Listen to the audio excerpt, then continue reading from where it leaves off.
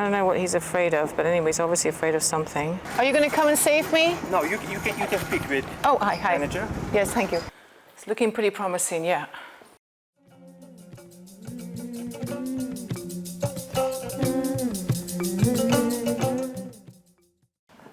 I have one shot at this.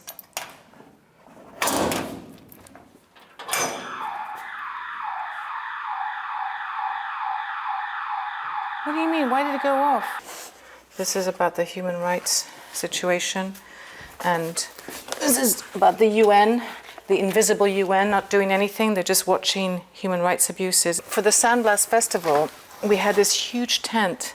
It was the most amazing experience because about 400 women in the refugee camps came together and gathered pieces of material and then sewed a tent together that was 12 meters by 12 meters, so it was huge. And when we spread it out, I felt really a kind of emotion that made me want to cry because I just felt all this solidarity and love. There was no money involved. This was all purely done out of them wanting to show support for the Sandblast Festival.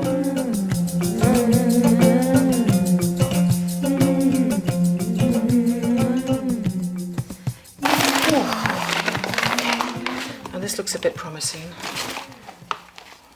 Oh my God, this is so exciting! I have more merch that I can sell. Look at this. You know, you can't really find these things very easily anymore now in the camps.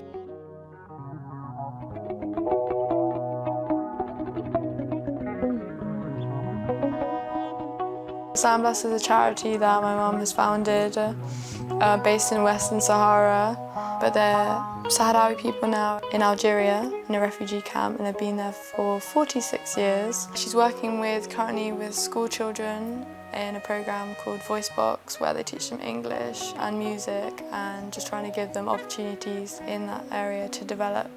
I have been to the camps 4 times, 2 of which I can't remember because I was very young, but then I also went when I was 11 and 12. And I mean, they love children, so I was spoiled rotten, so I always had a great time. And I actually celebrated my birthday there, and they don't usually celebrate birthdays, but they made a surprise birthday for me, and I remember this guy coming up and asking me like how to draw a cake and like candles, and I was just like, okay, I was just a clueless like 12-year-old, didn't know what I was doing.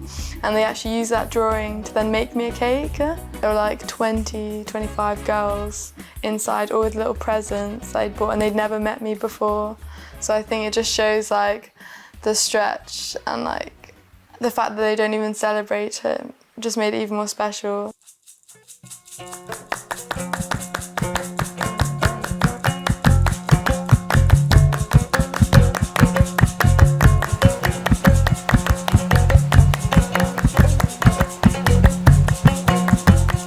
The festival, I think, went really, really well, but I didn't really enjoy it. It was like I wanted it to be over. A terrible thing to say, in a way, but it had just eaten up too much of my life. Organizing that festival, even though my husband at the time, Simon, really encouraged me, ended up being a huge strain in our marriage, which I think contributed towards the dissolution of our marriage ultimately. And I really questioned whether it had been worth it on a personal level. I think in terms of the issue, it was definitely worth it. In terms for the exposure to the Sahrawis, it was definitely worth it. Hello. Come on in. So how are you? Yeah, I'm good. I'm, you know, today we're sort of launching the event for the 11th of July, the garden party fundraiser. I'm lucky because I'm going to have my lovely assistant, social media guru, Holly, who's going to come along very shortly. Okay. Here we go. Thank you. Journalistic for me. So, okay, get this in here. Do you remember when we were doing this album? Do you remember at all? We'll go. With Shweta, with Mufid. Do you remember any of Like that? 2010? No, this was in 2006, in 2007. No, I don't remember. Well, you know, I mean, 3, 4. I know, but you know, it was amazing because, no, honestly, like, you totally fell in love with Shweta. Yeah, you were so cute. You were like the biggest fan, you know, especially of Shweta. You were just, this is Shweta singing.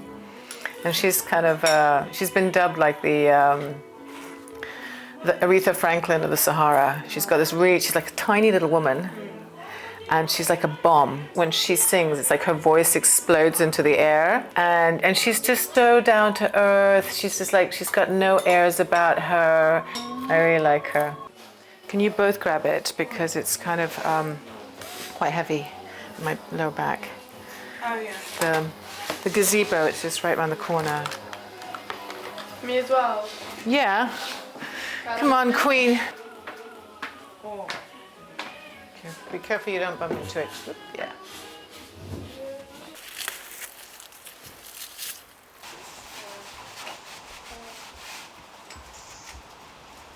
I think I'm going to cut these off.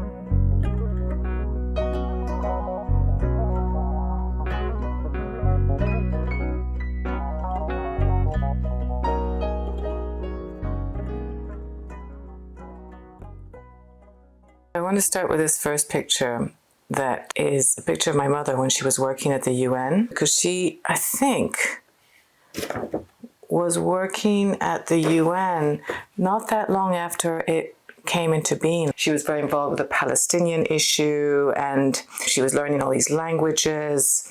I know that it was one of the best years of her life. My mother was definitely a little bit of a bombshell. She always was really glamorous. People always remembered her for being extremely well turned out, kind of the opposite of what I am. She had a huge wardrobe, tons of jewelry. You're possibly wearing just one earring, aren't you? One earring. And then one little ring that just is still on my finger because it hasn't come off. Let me see. It's a Saharawi ring. My mother didn't see her mother for 26 years. It sounded like my mother ran away from her mother when she left Argentina. When I arrived to Portugal, my grandmother had been already with my mother for about a month. She said it had been amazing actually to see her mother again. And her mother had told her that things were very tough for her in Argentina, that she wasn't really being well looked after. So my mother said, I'll look after you. And her mother was like, no, querida, I really appreciate you offering, but the thing is I don't really know you. And even though it's tough for me in Argentina, that's where I need to be, in a place where people know me. So my father, you know, his whole life was quite elite, I guess. He went to Deerfield Academy and then went to Yale. He very much circulated in circles like the Rockefeller. I mean, you know, that was his world. But what I loved about him was that, you know, he was just the most down-to-earth, humble, modest person. He died when I was 18, so I didn't really get to know him that well because I didn't grow up with him, because my parents divorced when I was really young. And sadly, for the first 14 years of my life, he drank a lot.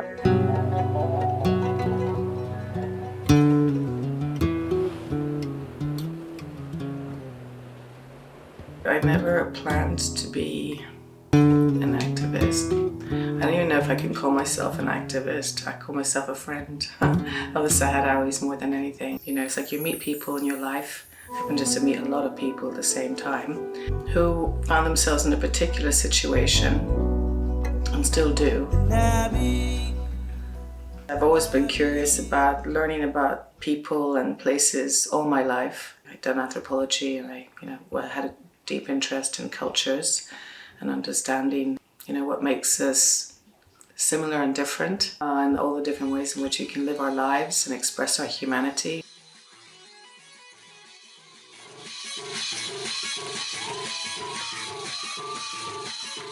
The simple truth is that I got asked to help. You know, what could I say? I just, well, I'll do my best. I'll go back and I'll see what I can do. And I had no idea where to start. So, I mean, I just, you know, I was terrified of making the first steps. Going back to the camps in 2005 as a director of Sandtracks, it was a very strange experience because I had been there previously as a filmmaker as a photographer, as a teacher of English. You know, I related to people on a very individual basis. And so going there as a director of an organization, it made things a bit more formal. And I didn't feel that comfortable with that. But to do the kind of work that I wanted to do to raise awareness required having a structure.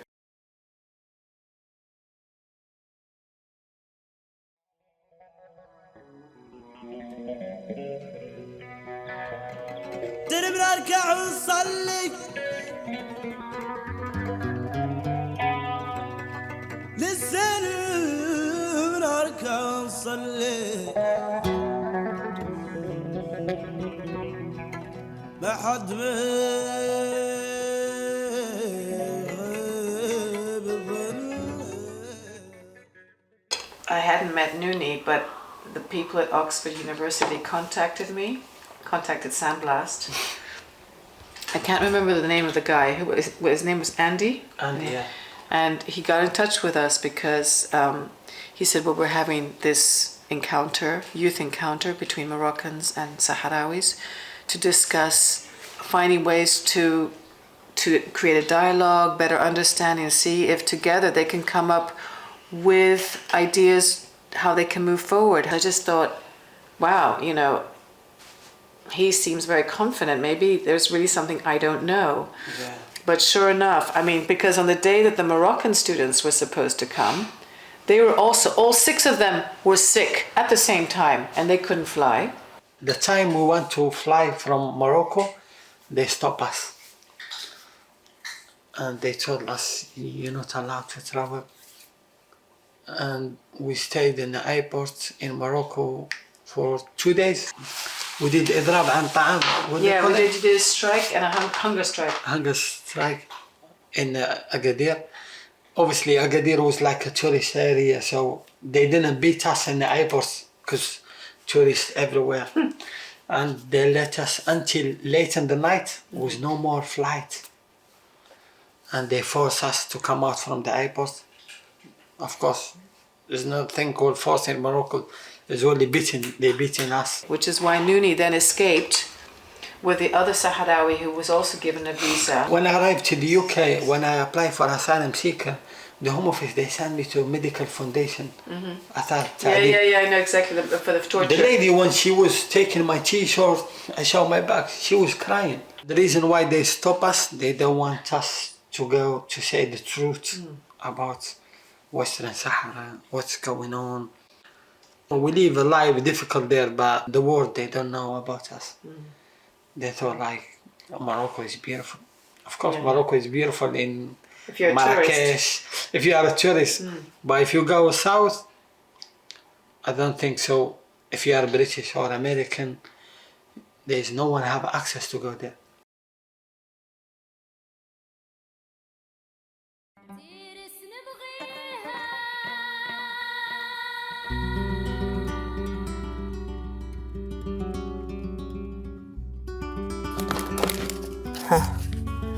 These are some pictures of the Sahrawis.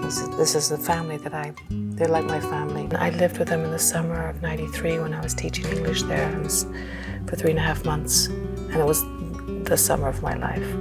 Living with this family was extraordinary because they were so loving and they were so funny and they looked after us so well. And we just spent so many hours telling stories and sharing funny moments. I never slept with less than 10 people in a room.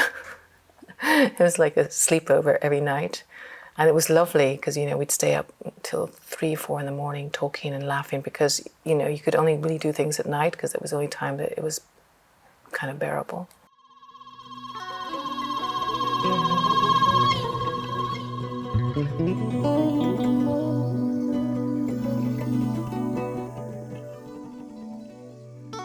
So there was the daughter's tent, the mother's tent, and the grandmother's tent. And because the society is based on respect for the elders, so she had the biggest tent, the biggest tray for making tea, and everyone always went to her tent. But she had the oldest tent, and the newest tent, her granddaughter, nobody was ever in it, and it was beautiful and unused. And I was always saying, what's going on? young people always go to the elders, not the other way around. So they would all go and visit her and, you know, look after her and make sure she was okay. And I became very fond of her. And we used to tease each other all the time. And so I was always taking off, you know. And she was like, where have you been? And she called me vagabond, Saiba. Yes, Saiba, where have you been? It was all a big joke. And I used to say, no, I'm not Saiba, you're the biggest Saiba. And everyone was like, oh, you're calling our grandmother a vagabond. But she loved me so much, she didn't care. She just thought it was really funny.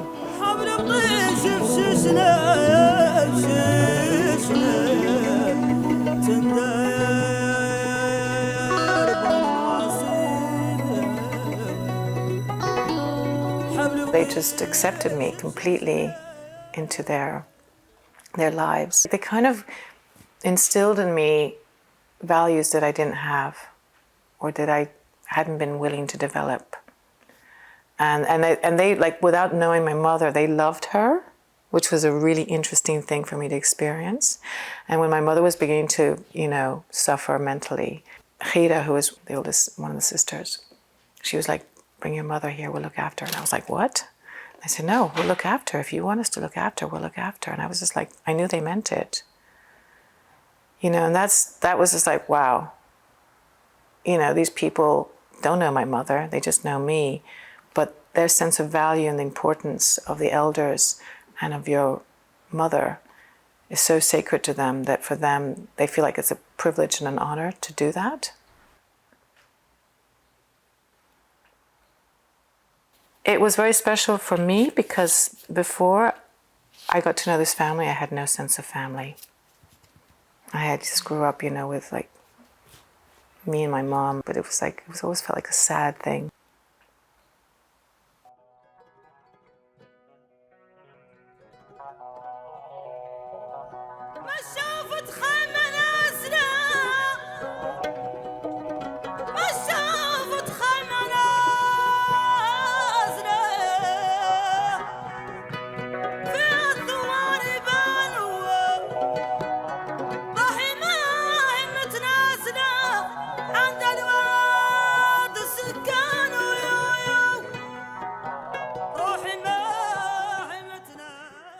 Since yesterday I started to feel a bit grim, and then Isla wasn't feeling so good, and then this morning we both decided maybe we should just have a COVID test to make sure, and then voila, we saw it like pregnancy when you don't want to be pregnant. So 4 weeks of preparation, and we've had to cancel because really it's the only responsible thing to do, and everyone's understanding, fortunately.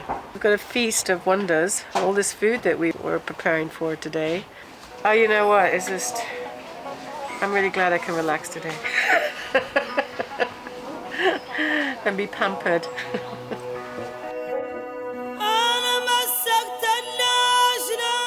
Sort of a bubble within a bubble. You know, I tend to leave London quite regularly in normal times, and then not to have been out of London, and then, you know, feeling very cut off from parts of my life that are really important to me. I begin to feel like I'm just disconnected from anything that relates to my life. And it all begins to feel like everything stops having a sort of kind of, in a weird way, stops having meaning.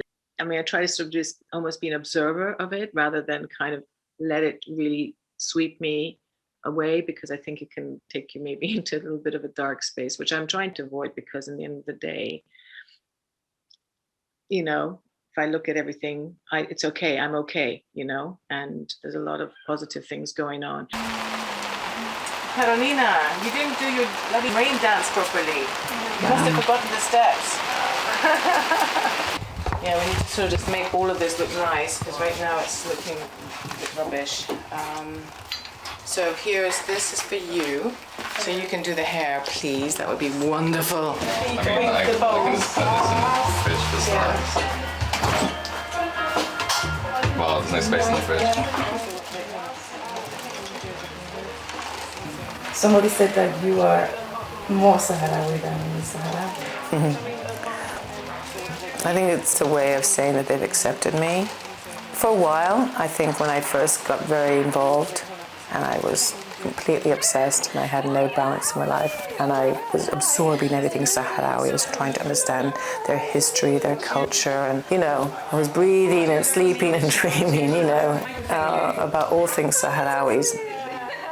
I think at a time I lost a sense of myself in the Sahrawi world. And then I realized as you kind of get to very key moments, like let's say Annie got married to Saharawi, then all these issues come around culture and identity and, you know, which culture are you following, which, you know, all these things begin to come along. And I suddenly realized, actually, I'm not Saharawi, I'm Danielle, whatever that means. But I have a deep affinity and kinship and love for the Sahrawis. انت من المنطقة؟ لا مخيم. مخيم؟ بس مرنا. وين المخيم؟ في 27. نقول لك هذا عندنا برنامجنا في 27 هذا اللي نعدلوه شو. I've reached a point where I'd really love to see the project that we've been working on since 2016, which is providing music and English education to primary school kids, flourish. Because I think it's now about creating a new generation of Sahrawis who have to take a creative approach to find solutions to their situation, because the way they've been going for many years hasn't had the breakthrough that they need. And if the young generation aren't able to carry the future, they're going to stay in the same situation. And so I'm not saying that Sandtracks is going to offer that in its totality, but I think we can be an important seed for sowing that in the camps through our project work that, you know, empowers people locally, because we also want it to be something they can lead completely themselves. We don't want to create reliance. We want them to feel they have all it takes to do what they need to do.